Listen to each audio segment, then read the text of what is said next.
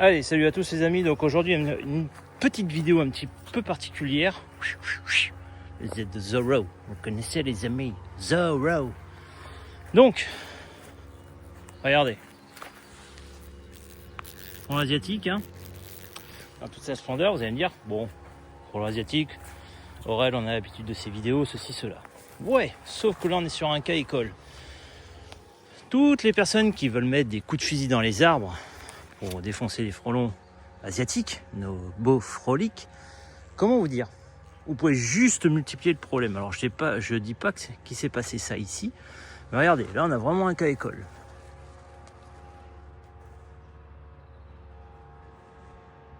Tu vois là?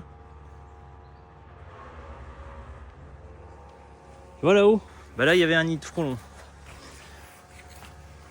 Là, on a les galettes.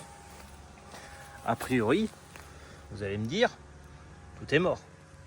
C'est vrai, regardez, il n'y a rien autour. Donc, vous prenez votre sac, ok, et vous le ramassez. Donc, on va faire une expérience. Je vais piquer le nid, on va voir s'il est vide.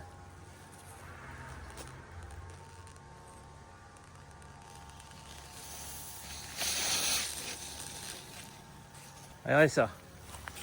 Là, vous prenez ça en pleine main. Mais comment te dire? Ben, tu te fais défoncer par le frelon. Voilà. Donc une alvéole, c'est un frelon. Tout ce que vous voyez, les petites capsules blanches, c'est des nymphes. La larve, on en voit une là, elle est toute blanche. Voilà, donc les nids de frelons sont en pleine forme. Donc vous avez vu le truc vicieux? Et ben là, vous avez ça dans votre jardin, vous dites, oh, le nid est tombé. Il n'y a rien qui est dedans. Tu ramasses ça en pleine main.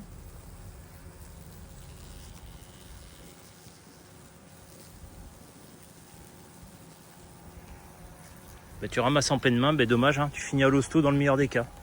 Mais c'est pas tout. Donc un nid dans l'arbre qui est tombé au sol, c'est un fait. Et toi, t'as qu'à pas marcher par terre. En même temps, il va pas marcher dans les airs. Quel couillon. Et je vais vous montrer un autre truc qui s'est produit.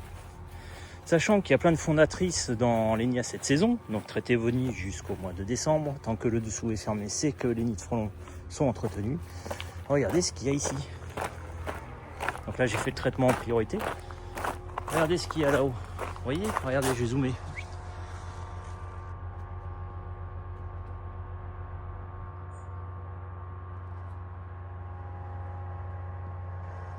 Voilà. 1, 2, 3 nids. Alors, ce qui s'est passé, le nid dans l'arbre là-bas, il est tombé. C'est un fait. Toutes les fondatrices, il y en a certaines, elles étaient dans l'arbre en train de recommencer, reconstruire le nid. Et là, sur ma gauche, là, ce que je viens de vous filmer il y a un instant, alors je refilme pas parce que je garde la discrétion de chez le client. Et bien, elles étaient toutes agglutinées au travail avant que j'arrive. Il fallait voir le paquet de monde qui tournait. Donc là, vous avez vu, il y a 3 spots distincts, les uns à côté des autres.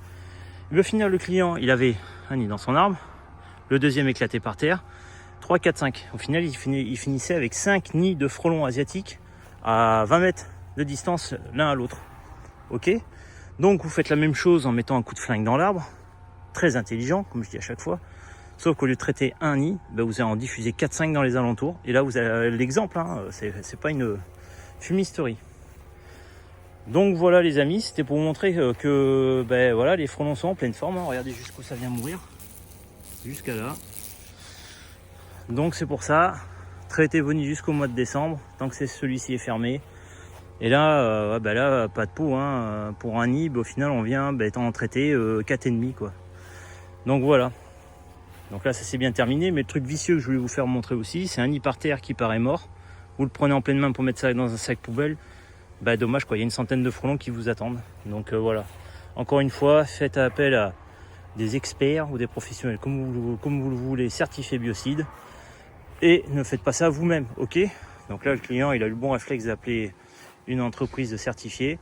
On a fait ça dans les règles de l'art. Vous allez me dire, ouais, mais pourquoi tu ramasses pas le nid? Bah non, parce que tous les autres frelons qui sont partis chercher à manger, s'ils viennent dans ce nid-là, mais comme c'est poudré, ils vont se contaminer à leur tour à la poudre. Donc c'est pour ça qu'on laisse toujours les nids en place. Voilà. Donc ça va plus très mal finir l'histoire. Allez, on était du côté de Cognac. À très bientôt pour de nouvelles aventures les amis.